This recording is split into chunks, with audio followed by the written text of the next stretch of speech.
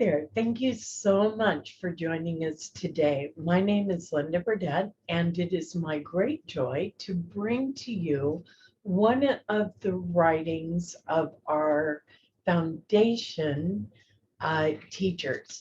Today, we're looking at a booklet called On the Beam. I hope you can see that.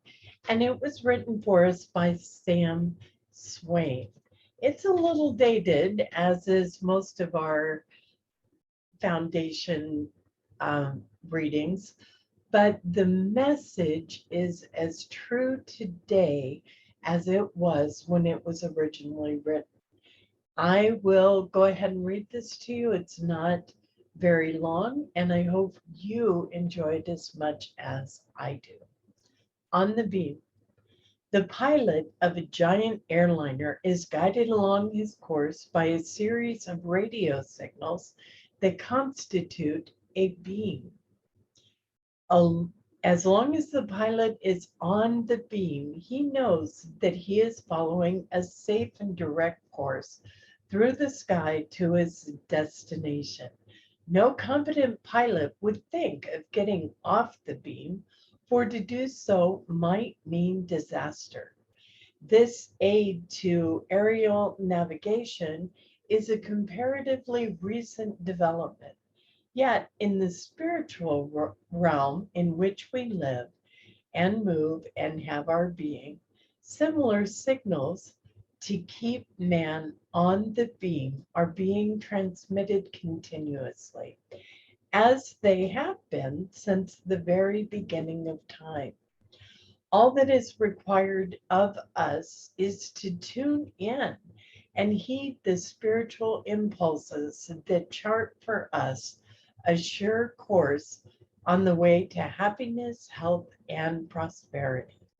These impulses have been called intuition, the promptings of the superconscious mind, and divine inspiration.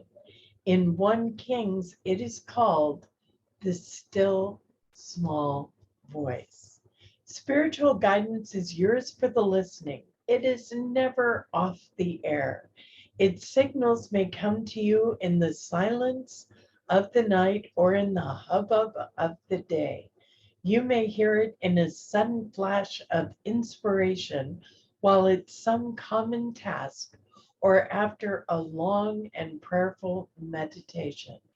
There is no special combination needed to tune in on the beam of spirit.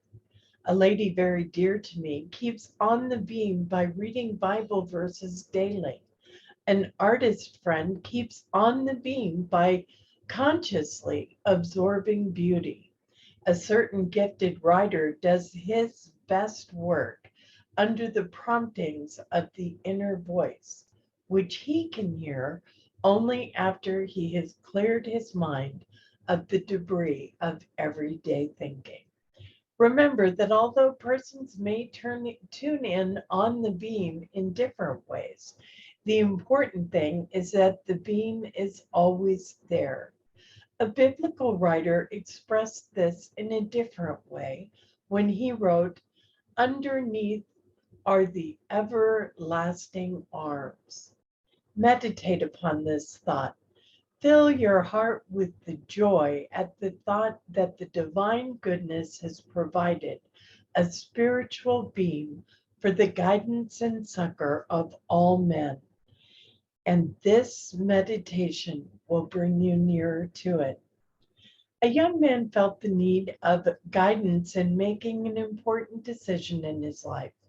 He received much advice, but he still felt undecided. At last, he found in the words of friends,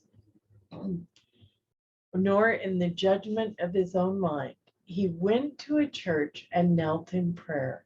And when he rose, he had the answer, secure in his heart. A businessman faced with a grave crisis went to the quiet of a library, and there, reading the thoughts of great and spiritual man, he found faith and strength in something greater than himself. It was the faith and strength he needed to resolve the crisis caused in his life by confused human thinking. Each morning before rising and each evening before falling asleep, a housewife repeats the prayer of faith. And this gives her the illumination necessary to solve the problems of everyday life. All these persons take different courses to get on the beam of spiritual guidance. Truth students who enter the silence know well what it means to be on the beam. And from the vantage point of spiritual illumination, they can plainly see the dangers of flying blind. Listen always for the guidance of the inner voice.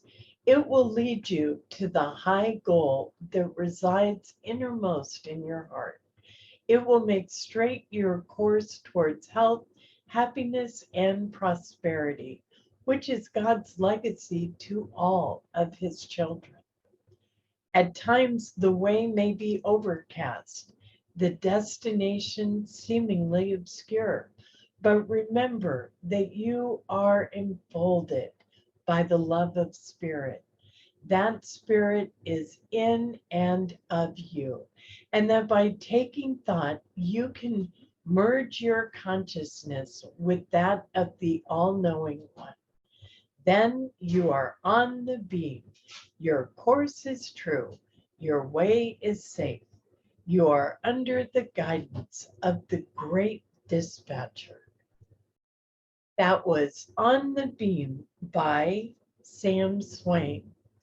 I really appreciated this reading. I tend to use the visualization of the internet everywhere present, but if you don't have a device to tap in, if you don't make the effort to be a part of whatever's going on, it can be there and you wouldn't even know it.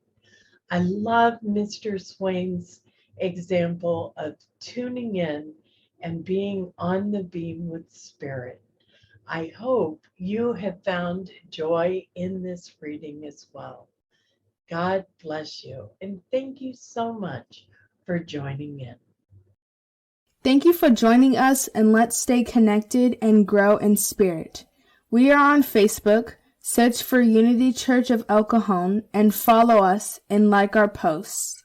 You can reach us on YouTube at Unity Church of El Cajon. Please subscribe to our channel, watch our videos, and leave comments which can help us improve. We are on the web at unityofelcajon.org. Email or call our church office to receive our weekly newsletters, which lists all of our activities and opportunities to learn and grow together.